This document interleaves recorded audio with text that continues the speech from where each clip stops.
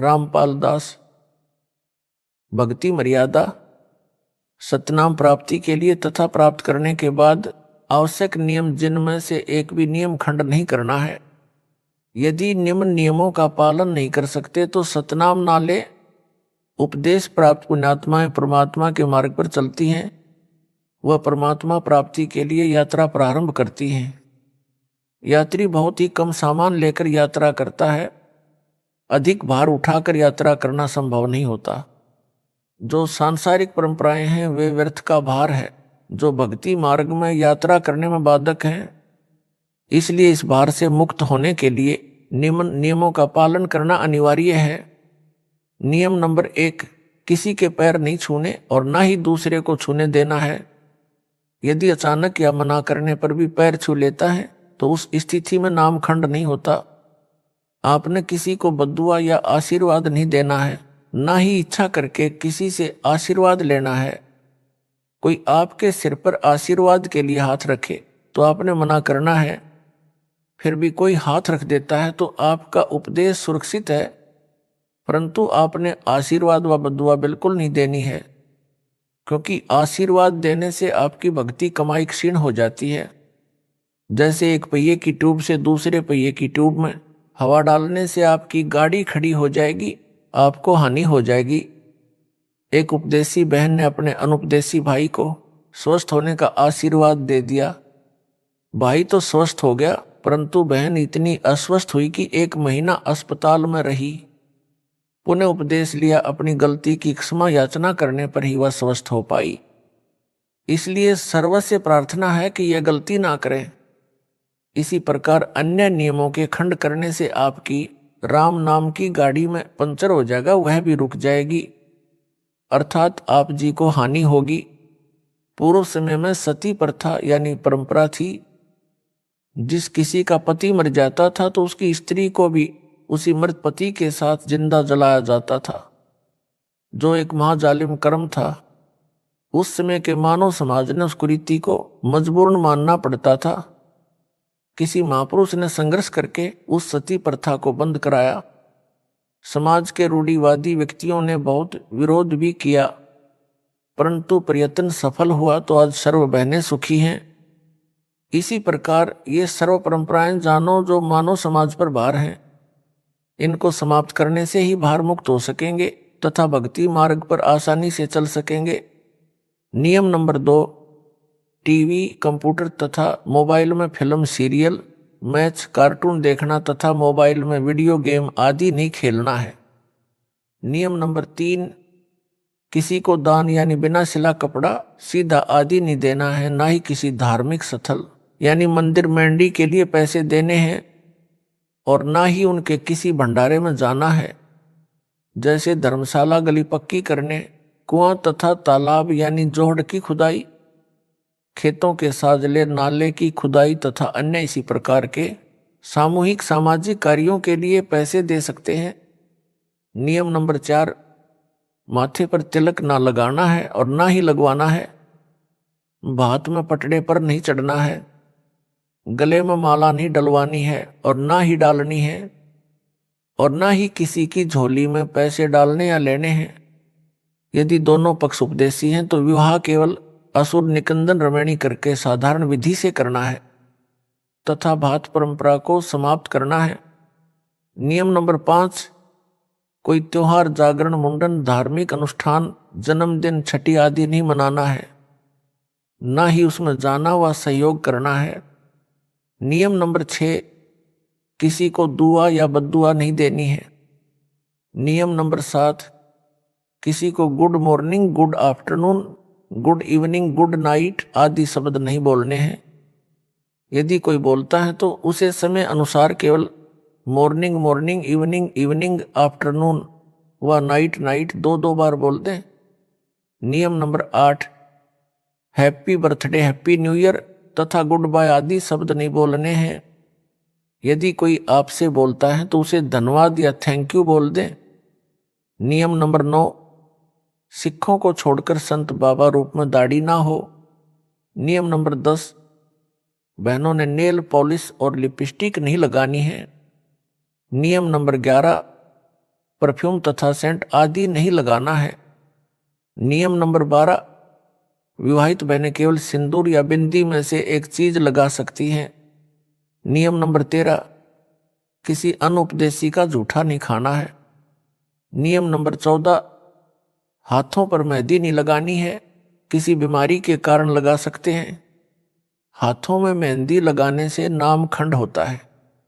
सिर यानी बालों में रंग काली मेहंदी या डाई नहीं लगानी है। नियम नंबर 15, शादी में जाते हैं तो सगुनवार फेरी मुंह दिखाई पर पैसे नहीं देने हैं। विदाई के समय घर में नारियल नहीं फोड़ना है। कन्या विदाई के समय गाड़ी पर पानी डालना या शगुन के लिए धक्का लगाना अर्थात शगुन करना मना है। नियम नंबर 16, किसी को किसी भी अवसर पर गिफ्ट देना मना है। अगर कोई गिफ्ट दे तो कोशिश करनी है ना लो। अगर कोई पीछे से रख जाए या डाक या कोरियर द्वारा भेजे तो उसको रख ले, उनके उपलक्ष्य में कुछ रुपए दान आश्रम में कर दे। नियम नंबर 17, परिवार में किसी के भी शादी हो तो परिवार के अन्य सदस्यों के लिए कपड़े आदि नहीं देने व नहीं लेने हैं। नियम नंबर 18, कन्या दान रूप में कपड़े गहने आदि नहीं देने हैं। रुपए भी इस उपलक्ष्य में देने हैं कि आपने वहां खाना खाया है और बहन के घर जाते हैं तो इसी उद्देश्य से पैसे दे सकते हैं कि आपने वहां खाना खाया है या चाय आदि पी है। यह ध्यान रहे, यदि अधिक धन दे दिया तो आपकी बहन पर आपका ऋण ना हो जाए तथा संस्कार ना जुड़ जाएं, क्योंकि हम संस्कार वश ही यहाँ काल जाल में रह जाते हैं। यदि आप पैसा देना चाहें और बहन ना लेवे तो दोनों ही भार मुक्त हो जाते हैं। यदि बहन बुआ जी आदि उपदेशी हैं तो उनको चाहिए कि वह पैसा रुपए कपड़ा आभूषण कदापि ना लें। प्यार से कहें कि आपने कह दिया, हमने मान लिया। नियम नंबर 19, स्कूल में गायत्री मंत्र बोलते समय ओम शब्द नहीं बोलना है, क्योंकि जिसे गायत्री मंत्र कहते हैं यह यजुर्वेद के अध्याय 36 का मंत्र 3 है। मूल पाठ में ओम मंत्र नहीं है। वेद परमात्मा की अनूठी देन है। इसमें वृद्धि या कटौती करना परमात्मा का अपमान है। लाभ के स्थान पर हानि ही होती है। इसलिए इस मंत्र के साथ ओम नहीं बोलना है। यजुर्वेद के अध्याय 36 मंत्र 3 अर्थात कथित गायत्री मंत्र मात्र परमात्मा की महिमा का एक मंत्र है। इसे पढ़ने से परमात्मा के गुणों का ज्ञान होता है। जैसे बिजली की महिमा कहीं लिखी हो, उसको कविता बनाकर गाते रहने से बिजली के गुणों का ज्ञान तो होता है, परंतु बिजली का लाभ नहीं मिल सकता। लाभ तो बिजली का कनेक्शन लेने से ही मिलेगा। इसी प्रकार यजुर्वेद अध्याय 36 मंत्र 3 जिसको गायत्री मंत्र बताकर जाप करने को कहते हैं वह व्यर्थ है, क्योंकि यह मंत्र तो परमात्मा की महिमा का ज्ञान कराता है, परमेश्वर के गुणों अर्थात लाभ को बताता है।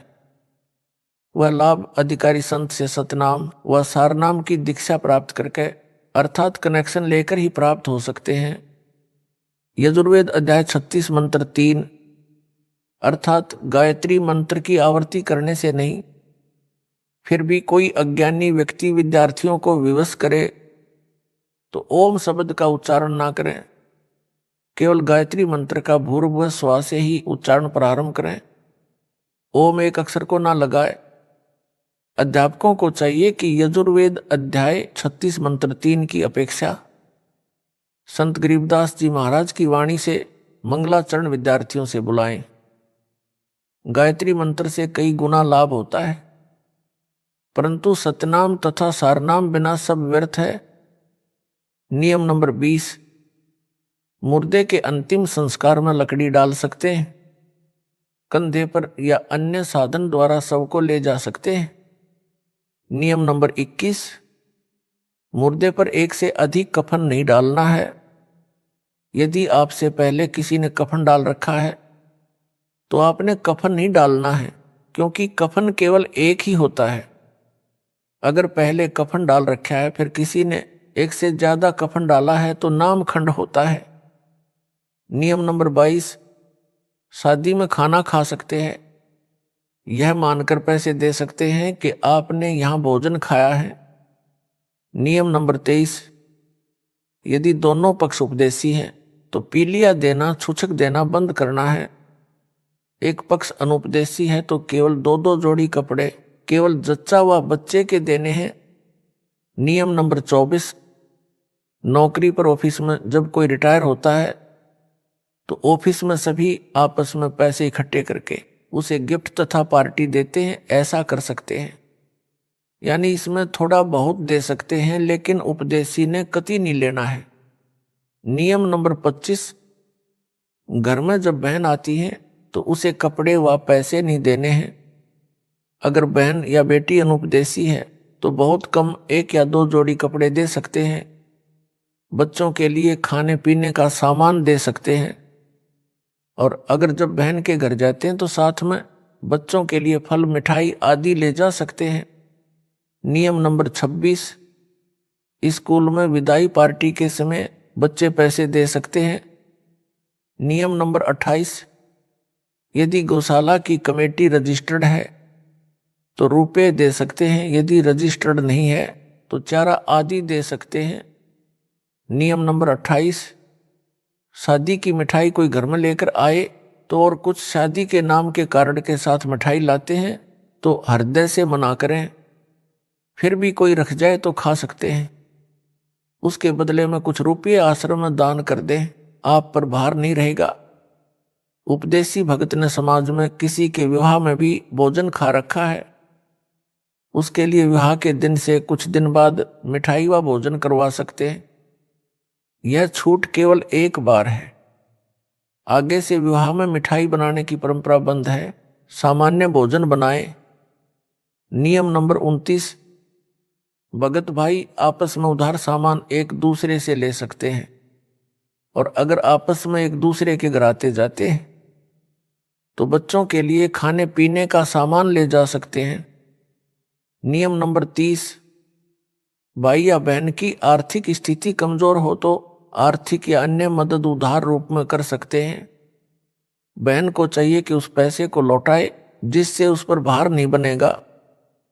यदि बहन या भाई धन लौटाने में असमर्थ है तो भाई कभी बहन पर तथा बहन भाई पर पैसे लौटाने का दबाव ना बनाए। नियम नंबर 31, लड़की की शादी में माता पिता अपनी लड़की को 4 जोड़ी कपड़े दे सकते हैं, पैसे नहीं। अगर लड़के की शादी में लड़की वाले बगैर नाम वाले हैं और वो अगर जबरदस्ती अपनी लड़की को कुछ देना चाहे तो इसी प्रकार लड़की की शादी में लड़के वाले अनुपदेशी कुछ मांग करें तो स्पष्ट मना कर दें, बिल्कुल नहीं लेना देना है। नियम नंबर 32, जिन लड़कियों का विवाह होता है वे जिन कपड़ों को पहनकर विवाह मंडप अर्थात रमणी में बैठें उन्हीं कपड़ों में अपनी ससुराल जाएं, अन्य पोशाक ना बदलें। किन्हीं परिस्थितियों में बदलनी पड़े, जैसे मिट्टी लग जाए, गीली हो जाए या अन्य कारण से खराब हो जाए तो बदल सकते हैं, अन्यथा नहीं। सुनने में आया है कि कुछ बहनें रमणी में विवाह के समय सामान्य पोशाक पहनती हैं, बाद में तड़क भड़क वाली पोशाक पहनकर ससुराल जाती हैं। वह मर्यादा के विरुद्ध है। विवाह के समय जैसी भी नई या पुरानी पोशाक पहन रखी है उसी को पहनकर ससुराल जाए। अन्य या उपरोक्त परिस्थितियों में पोशाक बदली जा सकती है। नियम नंबर 33, आपके द्वार पर कोई भिक्षुक आता या कहीं बाजार में आपसे कोई भिक्षा मांगता है तो उसे पैसे ना दें, खाना खिला दें। यदि उसको वस्त्र की आवश्यकता है तो वस्त्र बिना सिला ना दें, पुराना या नया सिला हुआ कपड़ा दें। कंबल चद्दर भी पुराना दें, नहीं तो अधिकतर भिक्षुक शराबी कबाबी हैं। नए कपड़ों को बेचकर शराब आदि नशीली वस्तुओं का प्रयोग करते हैं, वह दोष दान करने वाले को भी लगेगा। एक श्रद्धालु ने कहा कि ये अच्छा सा नहीं लगता कि भिक्षुक को रुपए ना दें, आत्मा नहीं मानती। उसके लिए उत्तर तथा एक उदाहरण यह है कि एक भद्र पुरुष ने एक भिखारी को 100 रुपए की भिक्षा दे दी। पहले वह भिक्षुक पाव शराब पीता था, अपनी पत्नी व परिवार को परेशान करता था। उस दिन 100 रुपये प्राप्त होने के कारण उस भिखारी ने आधा बोतल शराब पी ली। शराब के नशे में अपनी पत्नी को पीट डाला। उस भिखारी की पत्नी ने बच्चों समेत आत्महत्या कर ली। उस जेंटलमैन के 100 रुपये के दान ने एक परिवार को उजाड़ दिया। इसका दोष दानकर्ता को है। गीता में लिखा है कि कुपात्र को किया दान लाभ के स्थान पर हानि करता है।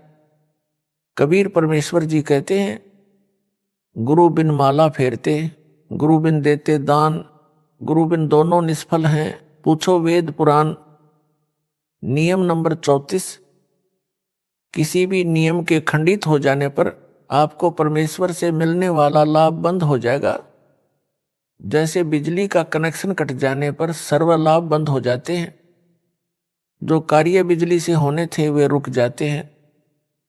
इसी प्रकार परमात्मा की शक्ति से जो आपको तथा आपके परिवार को लाभ मिलना था वह रुक जाता है।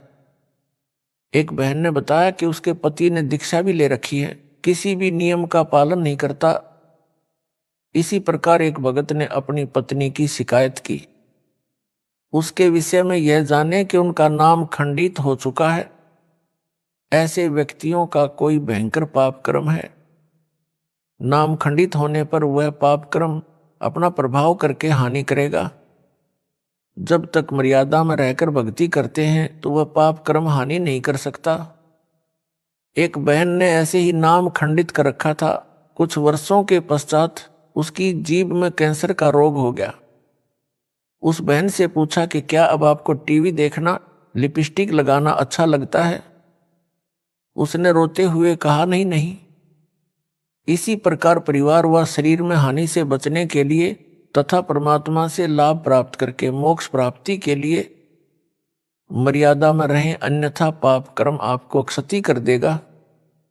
इसलिए सर्व पुण्यात्माओं से पुनः निवेदन है कि सर्व नियमों का विधिवत पालन करके मानव जीवन को सफल बनाए तथा पूर्ण मोक्ष प्राप्त करके सदा सुखी बने, सतलोक में निवास करें।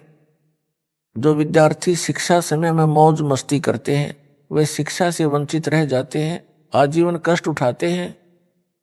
जो शिक्षा के समय में मौज मस्ती ना करके लगन से शिक्षा पूरी कर जाते हैं तो उनको विद्यालय में किए प्रयत्न का फल बाहर क्षेत्र में नौकरी द्वारा प्राप्त होता है।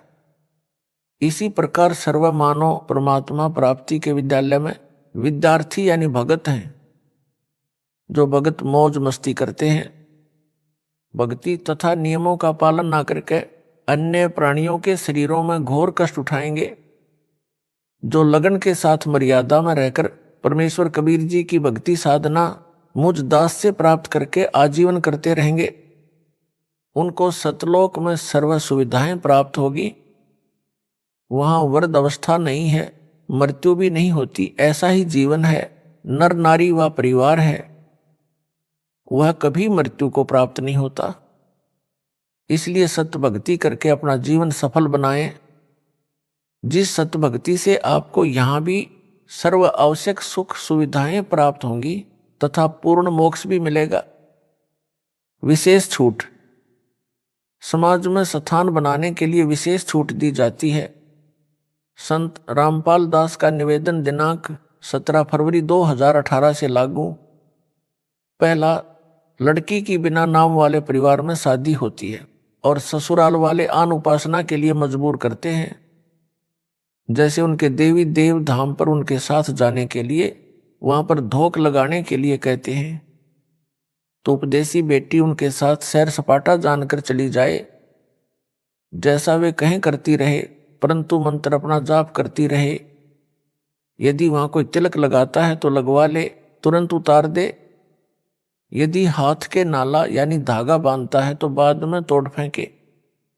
दूसरा, यदि किसी त्योहार पर भोजन बनाने के लिए कहे तो बना दे, उसे खा भी ले, परंतु भोग वाला ना खाए। यदि भोग लगाकर सब भोजन में मिलाते हैं तो उसे ना खाए, अपना भोजन अलग निकाले या भिन्न बना ले। तीसरा, बात के समय यदि किसी उपदेशी को जाना पड़े, यदि मजबूरी है तो कोई बात नहीं है, चौथा, यदि कोई माला डालता है तो उसे हाथ में पकड़ ले, यदि डाल दी जाए तो तुरंत निकाल ले। पांचवा, यदि किसी अधिकारी या राजपद प्राप्त भगत को कोई उद्घाटन रस्म करनी पड़े तो अनिच्छा से एक ड्रामा समझ कर करे। छठवा, यदि सरकारी कर्मचारी या अधिकारी का या प्राइवेट नौकर को या पुत्रावधुआ पत्नी को निषेध वस्तु लेने के लिए आदेश होता है तो बचे, यदि मजबूरी हो तो ला सकता है, जैसे शराब सिगरेट लाने, मांस बनाने, यानी फौज में या होटल में या कहीं नौकरों को व विवाहित बहनों को सास ससुर पति आदि आदेश दे तो मजबूरी मानकर दुखी मन से परमात्मा